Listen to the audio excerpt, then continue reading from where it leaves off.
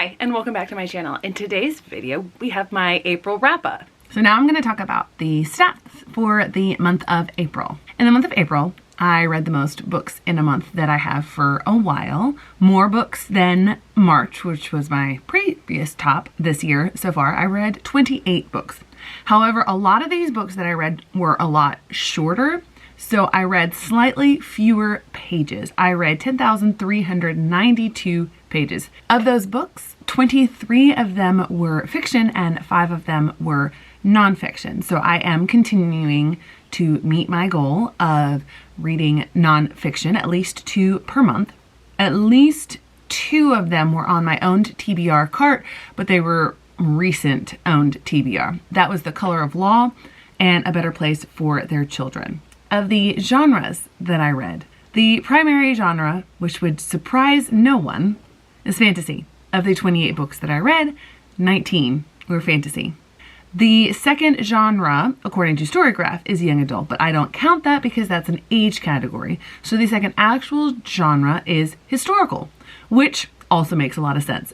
Of the format of books, to meet my goal of 50 audiobooks per year, 21% or 6 books were audiobooks. I read The Color of Law, all 3 in the Farseer trilogy, Assassin's Apprentice, Royal Assassin, and Assassin's Quest. I also read The Girl Who Fell Beneath the Sea, The Will of Ascension, and Quest for the Cubs. As far as series go, I did not complete very many series this month. I completed the Wrath and the Dawn duology by reading The Rose and the Dagger, and I completed the Farseer trilogy with Assassin's Quest. I also, for my goals, read 2 Brandon Sanderson books, The Will of Ascension, which is the second book in the Mistborn Era 1 series, and I also read Elantris. As far as the other goals go, there's still no more word on the new quote-unquote rules that will be put in place by the district. So you have just seen my stats for the month. Really good month. I'm really happy with all of the books that I read this month. So we'll start at the beginning of the month when I participated in the Cerulean City Gym for JD Ray Reed's Patreon Pokeathon, which is going on throughout this year. And during the gyms, you get bonus points. So I did read 5 books in one day. I'm going to try to move fairly quickly through these books as I wrap them up, especially since for a lot of them, I have already given more detailed thoughts during reading vlogs. So the first book that I read completely in the month of April is River Enchanted. This is my first Illumicrate book. I love the fact that I have this book, that it's such a gorgeous edition. I was nervous that I wouldn't like it and I'd have to give up this beautiful edition. So this book is set in a fantasy Scotland on an island where magic is way more real than any of the other places, especially on the mainland. The mainlanders really don't believe in these spirits and magic. And you have the main character, Jack, who is returning after 10 years away at university because he's been summoned by the Lard. And it turns out that there's a problem, that these girls are going missing and they think it's spirits, but it might also be the opposing clan. The island is divided in half and you have east and west. And at this particular moment, I forget which side that Jack and then the characters that we meet are on. You have Torian and Sidra, and then you have the heiress, whose name I have forgotten at the moment. They're all on one side of it, and you get a lot of those perspectives. I believe in the second book in the series, I don't know if it's going to be a duology or not, you're going to get more perspectives from the other side. This book is a very cozy but not easy read. These characters go through really deep emotional journeys, specifically Torian and Sidra. I loved the arc of this book all the way through, even though there is instance of insta-love for Jack and the heiress, with a little bit of enemies to lovers. However, I highly recommend this book, and I'm going to link back to my vlog where I talk way more in depth about this book for more complicated thoughts, but I did rate this 5 stars. So the third book that I read in the month of April, and yes, I am filming this on a different day than the others because I sent these back to the library, Lore Olympus. I did not expect to enjoy this book as much as I did. I don't have a lot of familiarity or experience with reading graphic novels. It hasn't been my primary way to consume literature. But recently, I have been getting into it more, especially as I think about types of literature to have in my classroom library so that kids would pick it up. Now, I would not put this in a classroom library necessarily. There's nothing wrong, so I might put it in a high school classroom library. I have been getting into this more, and I wanted something to fit the Pokeathon prompt for graphic novel or comic. I think I did this one for comic. And at first, I didn't get into the art style as much as I thought I might, but then I kept reading and I fell in love with the art style and the way that Rachel Smythe told the story. Absolutely loved it. I'll definitely be picking up the next 2 volumes that come up this year. I don't know if I'll purchase them or not, but I will definitely check them out for my library. The 4th book that I read for the Pokeathon Gym, The Daughters of Ease. I knew nothing about this book before I picked it up. I wanted another book for one of the Pokeathon prompts to catch another Pokemon. I did not like this book. I gave more thoughts about why I didn't necessarily like this book during my vlog, which I will obviously link below. I didn't like the art style, the story. I know that this story is based on a myth, but I didn't like the story. It didn't have a happy ending, and a lot of the characters were not likable at all. So this was a miss, but it was the only miss of that first full reading day of April. The 4th book that I read in the month of April, and also the 4th book at the Pokeathon Gym, is Omar Writing. This is a companion novel to Amal Unbound, which I read a few years ago as part of the SEASL list books. So Omar is the titular and main character. He has won a scholarship to a prestigious private school. His whole family thinks that this is going to be an amazing opportunity for him, that he's going to get to all of these great things. And it is a step up for them. But when he gets there, he's introduced to the reality that a lot of these schools, they have their scholarship boys, as they're called in here, for just the PR, for just to look good. And they don't expect them to actually succeed. And they place all sorts of extra requirements on them just to ensure that they wash out and they get a new group in the next year. But there is a handful that do really well, and it can parade them around and say, look how great we did and how magnanimous we are. And Omar has to face this in his first year. It's difficult stuff, but it's handled in a very age-appropriate way that really gets, I think, would get middle schoolers to examine what's going on and what they can do and how they can change and grow and be supportive. I believe I rated this 4.5 stars, solid book. The 5th book that I read in the month of April, and the final book of the Pokeathon Gym, Beren and Luthien. So for anyone familiar with Lord of the Rings lore, in Fellowship of the Rings, when Aragorn is taking the hobbits from Bree to Rivendell, at one point he stops and he tells the lay of Luthien. There's a lot of parallels between Aragorn and Arwen's relationship in Lord of the Rings and Beren and Luthien, and their story is further expanded upon in the Silmarillion. This is the last book that Christopher Tolkien worked on before his death, I believe in 2018.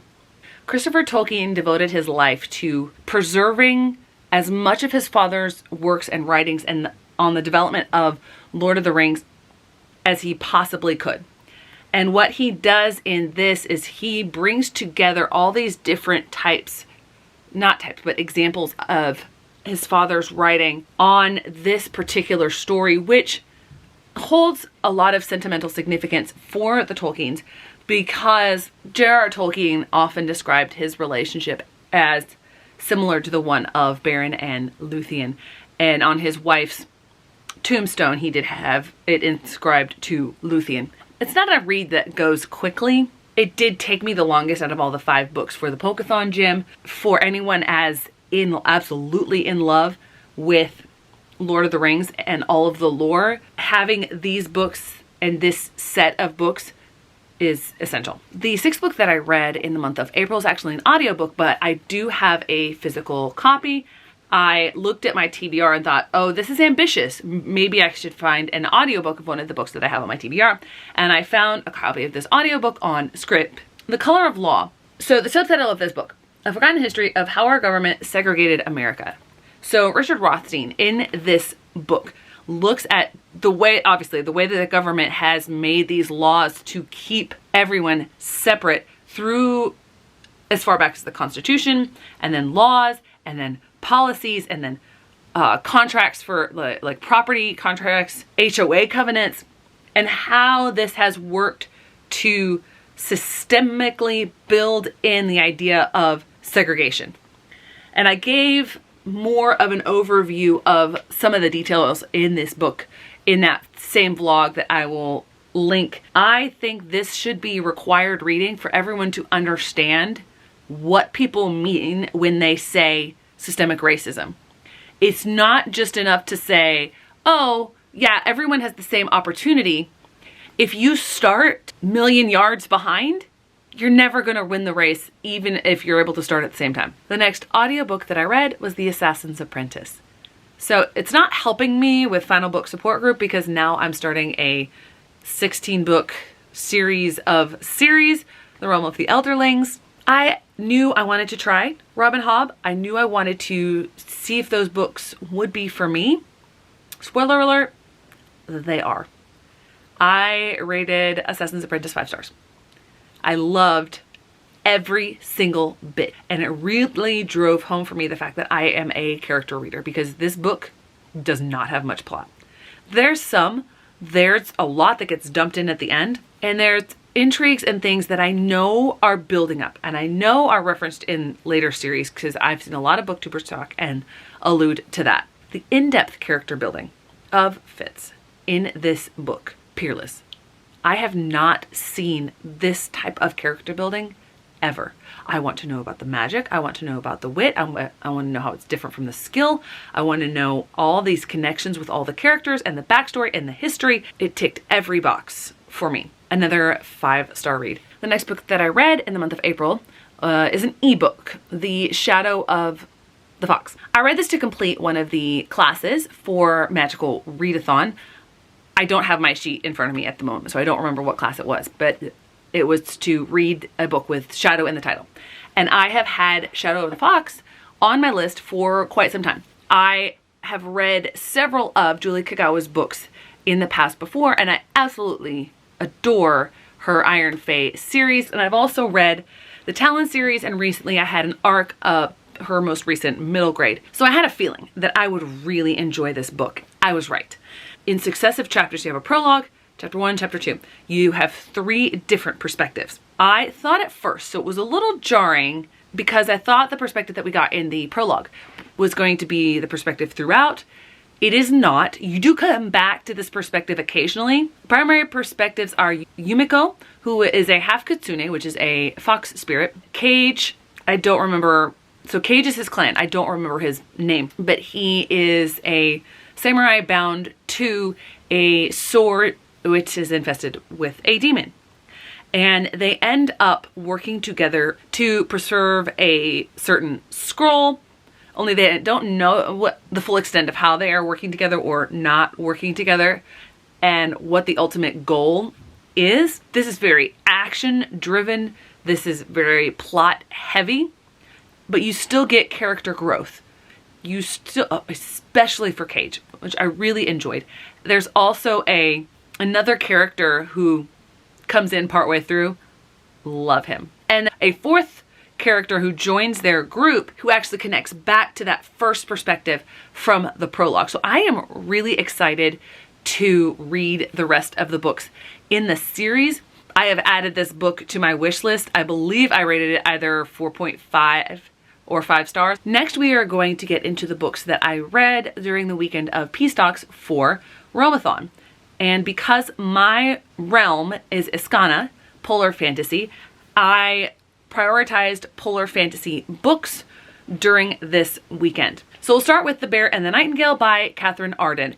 I thought at first that I hadn't read anything else by this author, but when looking this up, I realized that I have read the first of her middle grades series, Small Spaces, because it was on the SEASL list.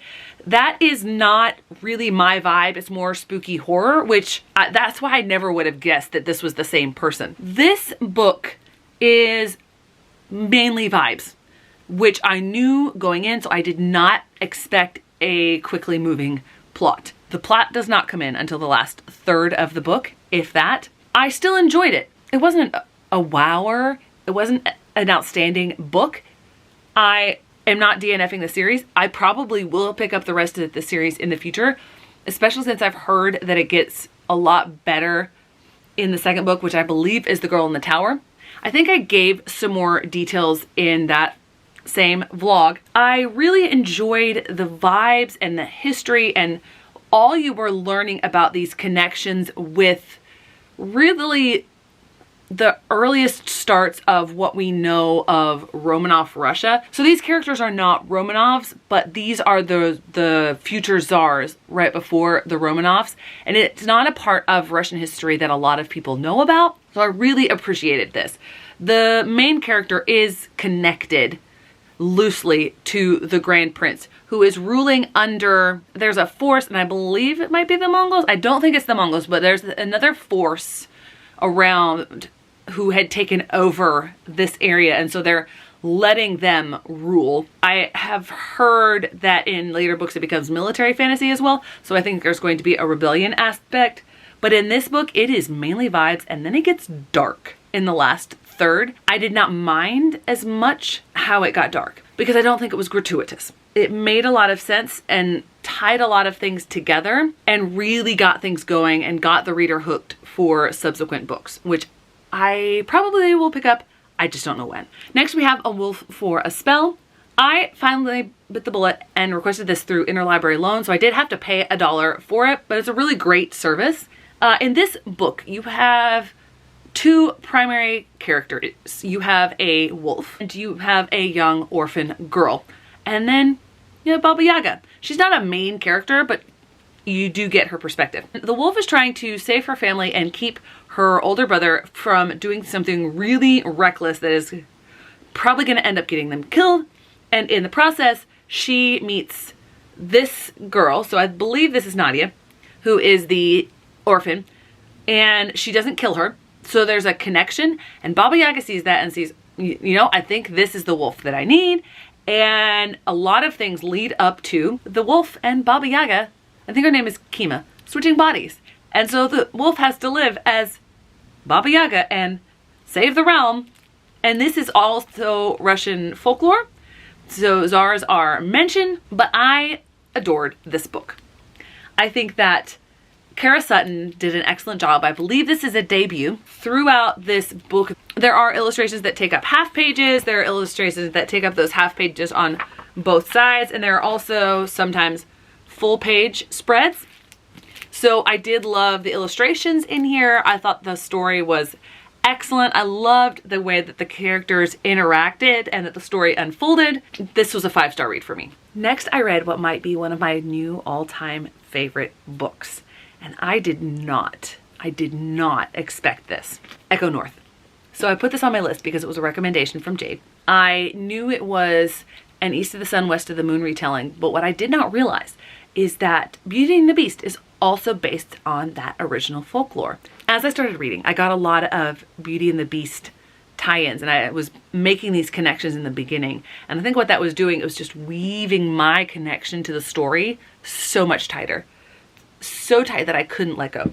I loved how Echo, who's the main character, how her character is explored, how she's growing, how she's dealing with her disfigurement from the attack from the wolf, who ends up being the beast, if it were a Beauty and the Beast connection. By the way, Beauty and the Beast, one of my favorite Disney movies from when I was growing up. There's also a library in this book. It's a mirror library where there's actual mirrors, but they can step into the mirrors and experience the books. And that's where she meets two other characters. And the way that everything comes together, As I read this book, I did not realize how much I loved it.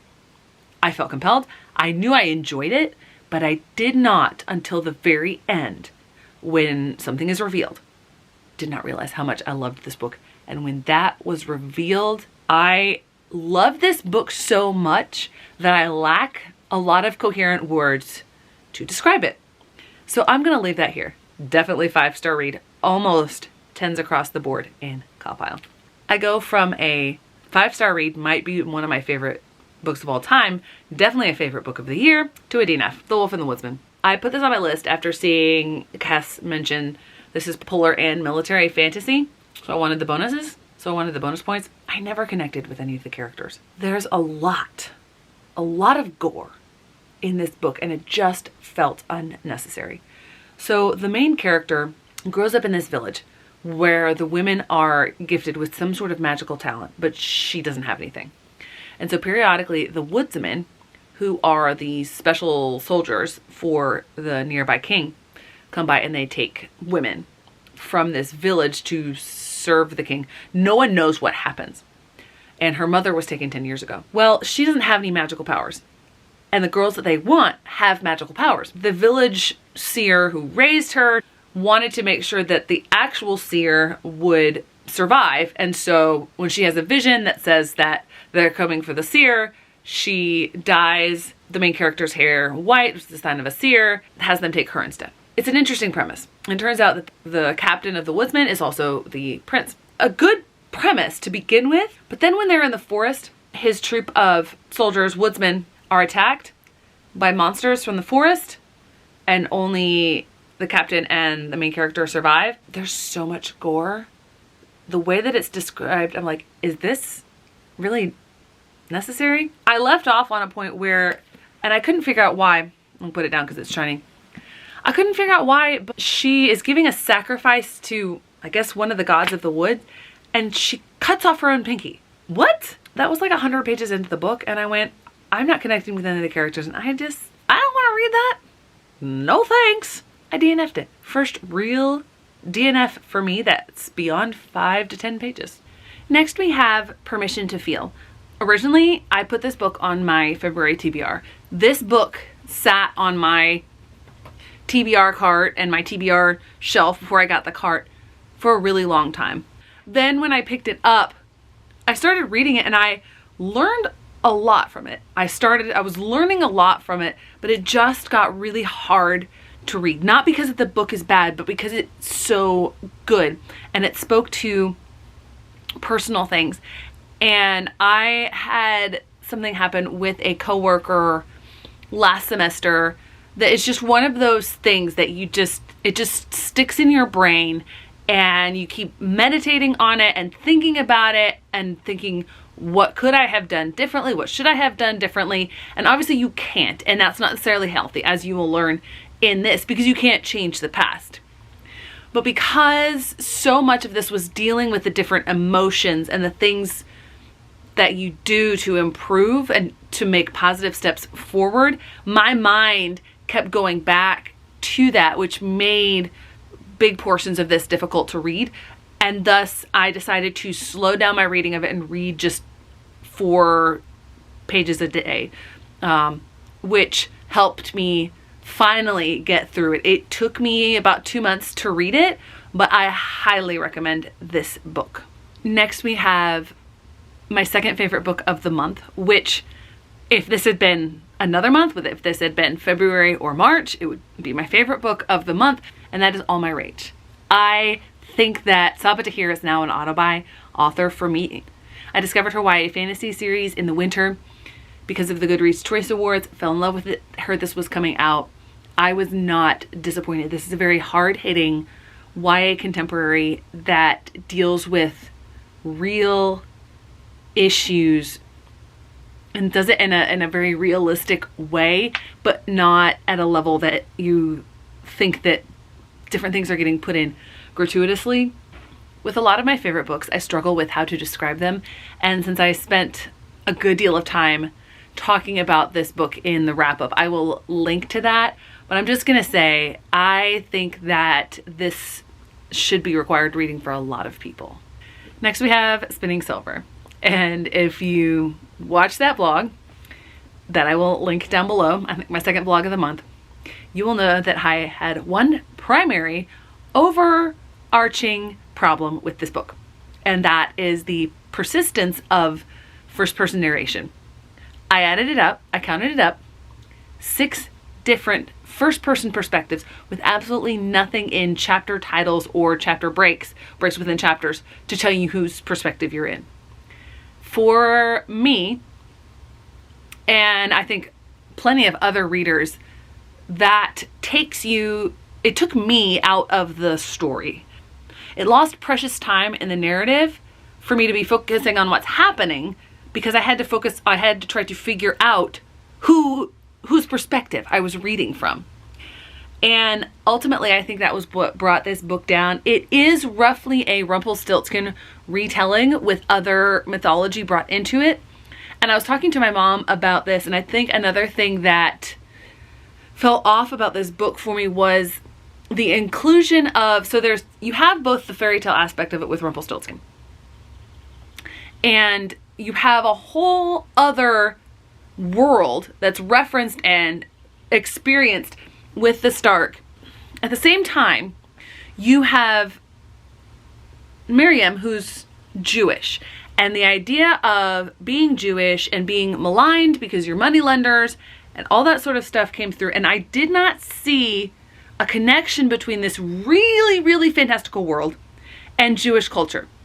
It did not fit in my mind. It didn't seem authentic to me with, say, Jewish mythology and culture, which I think was another thing that brought me out of it as a reader and made it difficult for me to connect with. So this wasn't a bad book. I really enjoyed the premise. I enjoyed several of the characters, but ultimately I will not probably read another Naomi Novik book. Next, we have a very short book, The Sleeper and the Spindle. I love it. I think I need to read more Neil Gaiman books. He has a very unique way of storytelling. It's unique, it's dark, but not too dark. It's not morbid, it's not morose, but it's quirky in a way that I really enjoy. And I really appreciate the take that he took on 2 classic fairy tales, Sleeping Beauty and Snow White, and how he mixed that up for this. And then Chris Riddell's illustrations, phenomenal. Very well done. Next, I have another quick read. Not as short as the one before, but definitely quick, and that is The Public Library, a photographic essay. I love photography and the way that words can be combined with photographs to tell the story in a much more enhanced way than you can without those photographs. There wasn't one specific thread of narration through this book, but I didn't mind that. This was more a collection of reflections from these mentioned authors down here and from the overall author of the book. So if you are a fan of the library, like I am, you should definitely pick up this book. So the next segment of books that I'm going to wrap up are the audiobooks that I read throughout the middle of the month. It is a different day, just showered, so my hair's a little bit wet. I have Royal Assassin. I went into Royal Assassin pretty much right after I finished Assassin's Apprentice. And at the beginning of Royal Assassin, Fitz is suffering from some things that happened to him at the end of Assassin's Apprentice. And it's refreshing to see that Robin Hobb does not make those things magically go away. Now, the things that he deals with, they do lessen so that he's able to carry on a more quote-unquote normal life, as normal as Fitzchivalry's life can be. But in this book, he really comes into his own as a person. He is a teenager, late teenager, but he's got some really adult responsibilities. He's falling in love. He's battling with what was done to him by Galen in Assassin's Apprentice with the skill and learning how to use the skill, but also using the wit and all of the things that come with the wit. The thing that has both perplexed me, but also I have admired Robin Hobb for, is how she characterizes the use of the wit. and the rampant prejudice by almost every character against the use of the wit, because the wit and the skill are very similar magics, but with the wit, a wit user is connecting with an animal. With the skill, the user is connecting usually with a person, and they can do different things with this. But wit magic is considered like what they would do to witches, you know, in the medieval period. It was considered awful beast magic and terrible, and you were just considered less than human because you were valuing the thoughts and well-being of an animal. And I'm not an animal lover. Like, I'm not an animal hater either, but I'm also not someone who's ever gonna have a pet or anything like that. But I have been really intrigued to see what Robin Hobb has done with the use of the wit, giving Fitz the skill with the wit, and then seeing how people take that prejudice and use it as poison, because that's what Regal does in this book. Absolutely fantastic book. I then took a break from epic fantasy in my audiobooks and read a book to fulfill a magical readathon quest for steal a book off someone's TBR, and I read The Girl Who Fell Beneath the Sea. Oh my word, I loved this. And it makes me really, really sad now that my Fairyloot subscription starts with April and not March, because the March book was The Girl Who Fell Beneath the Sea, and it is gorgeous. And I loved everything in that box too. That being said, I listened to The Girl Who Fell Beneath the Sea as an audiobook, and at the moment, because I listened to it so quickly, I have forgotten character names. I've been reading lots of books, and I read it very quickly, and I've forgotten character names, but the main character, she takes the place of her brother's beloved in this ceremony where every year girls are thrown into the sea to appease the sea god because he has seemingly abandoned them, and they suffer all of these catastrophic floods from the sea. They're desperately trying to get to curry his favor. When she falls beneath the sea, she goes to the sea god's realm. The world expands in a way that you never would have expected. And what is done with this mythology is just so beautiful. I loved the characterizations. I loved Shin. He's the only character whose name I remember. But his companions, the boy sea god, because he's not, the sea god's not what she expects. He's this tortured boy, and she's trying to figure out how to break the curse. At the end, it's just the sweetest ending with all of the drawing out and the false endings. I placed a couple book orders this morning, and that book is coming to me. The last of the audiobooks that I read for this little group is The Will of Ascension, which is the second in the Mistborn trilogy. I loved it. Now, I gave The Final Empire 5 stars, but I gave The Will of Ascension 4.5 stars. Not that I hated the book. I still absolutely loved it. The thing for me that made the biggest difference is The Final Empire has this overarching quest sort of idea, but with this merry band of thieves almost that Kelsier brings together. And at the end of The Final Empire, they achieve their goal, though not at all in the way that they had imagined. And then The Will of Ascension, all of the people left behind have to deal with, okay, what now? We met our goal, but what do we do now? And there's a lot of stuff that I know is being referenced in The Will of Ascension that will make a lot more sense when I read The Hero of Ages, because a lot of people have talked about just how good Hero of Ages is as a conclusion to a trilogy. The Will of Ascension is definitely a middle book, but I still loved it. I still loved the building of the characters, the introduction of new characters, and the expansion of what the Lord Ruler had done, what the ultimate, like the fact that the Lord Ruler wasn't the big bad guy. It's phenomenal. I still love Sazed.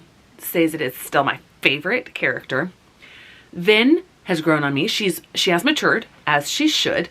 The whole Zane part of it, when she at one point says that she loves him, I'm like, wait, the only way that you've interacted with him is fighting? I won't go further onto that because that, Spoilers. I mean, it makes sense based on how Brandon Sanderson writes romances, how he wrote Ellen and Vin's romance in the first book, how he continues to write their romance in the second book. We'll see what he does in Hero of Ages. But Will of Ascension, good middle book, definitely a middle book though. From one Brandon Sanderson as an audiobook, we moved to a Brandon Sanderson as a physical book. This book has the way it's packaged makes it seem a lot smaller than it is. So it took me longer to read than I expected, especially because the first half of Elantris moves so slowly. At first, I was not as pleased with the slow moving of the plot, especially because at that point when I started reading this, the only other Brandon Sanderson adult fantasy I'd read was Final Empire. And Final Empire moves very quickly even from the beginning. This one did not. This one is very nuanced and political and a very, very slow build. With the 3 primary perspectives, I appreciated every single one of them. And even got to a point where I thought, oh, I actually can appreciate a morally gray narrator. Because Hrathen is nothing if not morally gray. On the very dark side of gray, but morally gray. And I love Seraine and what she does. And Raoden, what he's experiencing in Elantris, everything he's dealing with, and the fact that he makes a plan and still keeps working, even with everything that's going on, that's what kept me reading. The slow build, enough sprinkled in, good character work, and then the Sanderland starts. And things keep picking up. Things keep getting revealed, and you go, wait, what? What? Okay, gotta keep reading, gotta keep reading. And then it just doesn't stop until you are until you're reading the book. And I was reading the book and I'd have to stop and go, Sanderson, what are you doing? What are you? Okay, what? I was that coherent while reading the last 150 pages of this book. And I finished it going, I want more right now. Unfortunately, the next books to follow up on that are not coming for a while because those are later Cosmere books. But I loved Elantris. I loved it. A lot of people think it's one of his weaker works because it is his first published, not his first written. I think Final Empire was his first written. If people consider this his weakest, give me more. Next we have The War Outside. So I picked up this book because this, I believe, was Monica Hess's debut novel. The first book I read of hers was The Girl in the Blue Coat. Absolutely love it. I have read it in English and Spanish. This one, I can tell, is her debut novel. And I think because this book is told in 2 perspectives, as opposed to 1 in the other 2 that I've read from her, the dubious reliability of the narrators, which is fairly typical of her books, I think it didn't work because she made both of them have things that they weren't telling. When I mentioned dubious reliability, it's not because like they're insane or anything like that. It's because her characters hold things back. They don't tell the fullness of what they're thinking or what's actually happening, and they skim over things and stuff like that. To have 2 perspectives like that brought it down a notch for me. So I was fascinated by the concept of the Crystal City Camp, which is not one that a lot of people know about it. The Crystal City Camp was for actual quote-unquote war criminals. And so there were Japanese, there were German, a lot more Japanese. That's why the girl on the left, German, girl on the right, Japanese. That's why they interact and are there at that camp. I read this as a 5-star prediction. This was not a 5-star prediction. I think I rated it 3.5. It was not a disappointing read. I will still continue to purchase Monica Hess's books because I have seen the growth, even going backwards to her debut novel after reading some really amazing things by her. Next we have a book bigger than my head, A Better Life for Their Children. So this book is a book told through black and white photographs and really compelling narrative. Andrew Fiedler tells the story of the Rosenwald School, something I didn't really know a lot about. The Rosenwald schools were started as a partnership between Julius Rosenwald. I forget his claim to fame. So it was started as a partnership between Rosenwald and Booker T. Washington. Now, shortly after they started this partnership, Booker T. Washington died, but Rosenwald continued this. He funded, not completely, it was a third, and I forget the funding formula, but he basically funded the building and creation and sustaining of hundreds of schools throughout the South. Andrew Filer chronicles, he goes through and he documents the history of these schools, and he sections it into the different eras of the Rosenwald schools, and he uses his photographs of the ones that have been preserved and the ones that have not been preserved. It's a fascinating concept, especially for someone who, like me, I did my senior history paper on the progressive education movement in my local town, and these schools were built around the same time. So it's fascinating to see a different take on a similar topic. The last book of this segment that I have is The Rose and the Dagger. This is so far the only series completion that I have this month, and if I'm able to finish Assassin's Quest, I will have another series started and completed in 1 month. But this is the second book in a duology, the Wrath and the Dawn duology. And I remember absolutely loving the Wrath and the Dawn and the take on the Scheherazade tale. I have no idea why I did not pick up this book sooner. In my mind, I thought it was a standalone. But from the series recap that I read of the first book and from reading this book, I have no idea how I thought it was a standalone. Because it's clearly not. It definitely leaves off on a cliffhanger, which is resolved in this book. This, I will say, it leans heavily into the romance side of the fantasy romance, but very YA. There's not a lot of depth to the plot, to the world building, to the magic system. This was a feel-good read. I enjoyed returning to these characters. I think I might have enjoyed this book even more had I read it right on the heels of The Wrath and the Dawn. So I rated it, I think, 4 stars. I think a very low 4 stars, but still 4 stars. And it has a satisfying conclusion, which you probably could have predicted from the outset, but you know, everybody needs to read a book that just makes them feel good. So last night, I finished Homegoing by Yagasi. Like I've talked about in the reading blog where I'm reading this book, it's not my type of book. I picked it up because I think it was in my classroom, and I think it was YA, and wanting to read every book that was on the shelves in my classroom, because I'm not going to recommend a book if I haven't read it yet, or at least know a little bit about it. This is not a YA book. Most of the protagonists are not YA age. The 2 protagonists at the beginning, they are 16, 17, etc. But at various points, some of the other characters would be considered young adult age. This book is not the typical kind of book that I read, and that's not always a bad thing. I struggle with how to rate and review this book. I've not put it through Compile yet. Yagasi has brilliant writing in here. The writing is brilliant. Each individual story reads really well. I wondered how it would come together at the end, and it does, sort of. Not in a way that satisfies me necessarily, but almost does. This short book, it looks and feels shorter than it is. It's about 300 pages.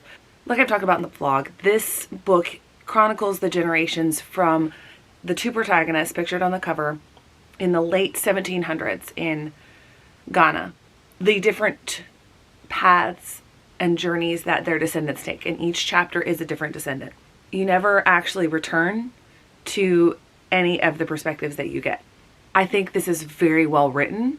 I think a lot of people would really enjoy it, but it's not my cup of tea. Next, I want to talk about an audiobook that I forgot to mention because it wasn't on my little list, and that was an audiobook that I read really quickly just to get some more points for Iskana.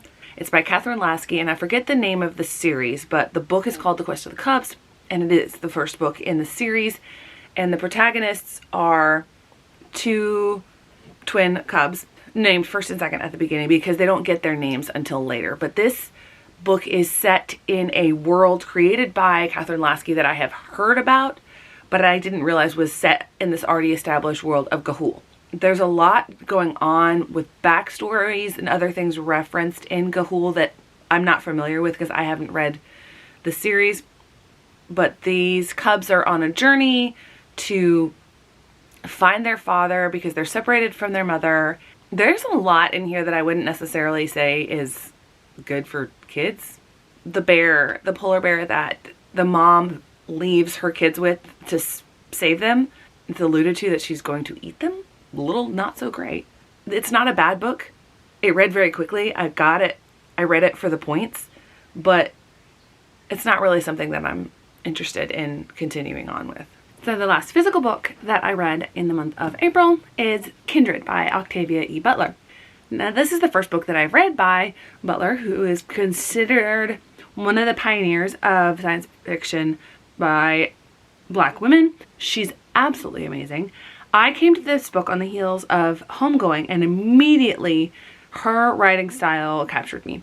This book definitely appeals to me because you've got the aspect of time travel, you've got the aspect of historical fiction. She never ultimately explains how Dana was able to time travel, but she captures the reader right away with the prologue, which is sort of like one of those prologues that tells you some event from the end of the time covered in the book, and then you have to spend the book trying to figure out how did the characters get there. The only thing that I would have wished for more was more of the dynamic, the build-up and the dynamic between Dana and her husband Kevin, who I did not expect to also travel with her. That happened really early on in the book, so I don't know if that's a spoiler or not, but this is a book that makes you think. This is a book that makes you contemplate and think about, and I wanted so much more for Rufus because you see him when he is a very young boy. One of the things that Dana talks about is the fact that she doesn't want Kevin to stay because she doesn't want him to be infected with the ideology of the time. And the way that Octavia Butler describes that and demonstrates that, especially through the character of Rufus, is so powerful and heartbreaking. The last book that I read in the month of April is Assassin's Quest. So already grin ear to ear. The Farseer trilogy is very slow moving. It's definitely not for everybody. Being in Fitz's head is a lot, and I talked about that in my reading blog where for the last week of April, where I talked about this, because even for Fitz it gets to be too much, especially at the beginning of the book. At the beginning of this book, almost everything that made him who he was or who he thought he was, they get stripped away. They're gone, and he has to figure out who he is, what he's going to do, how that is going to impact his life, and what he's going to do moving forward. Then in the second half of the book, as Fitz and his pack, as Night Eyes calls it, moves beyond the realm of the Six Duchies and even the Mountain Kingdom, Robin Hobb's world, the realm of the Elderling, explodes. It expands so much. There's no way to describe it as more than, as anything less than an explosion. There's so much that she puts in there, and you're like, oh my word, that makes, she already connects back to the earlier books, and then I know that in the later books she's going to bring that back in and connect it. I love Verity. Such a great character. And the illustrated, like the pictures of Verity from this book, oh my word, I cannot wait to get my illustrated editions. So I definitely rated this 5 stars. If I had to pick a new favorite author for 2022, definitely Robin Hobb. So there you have it. There are the 28 books I read, including one DNF. That would make it 29.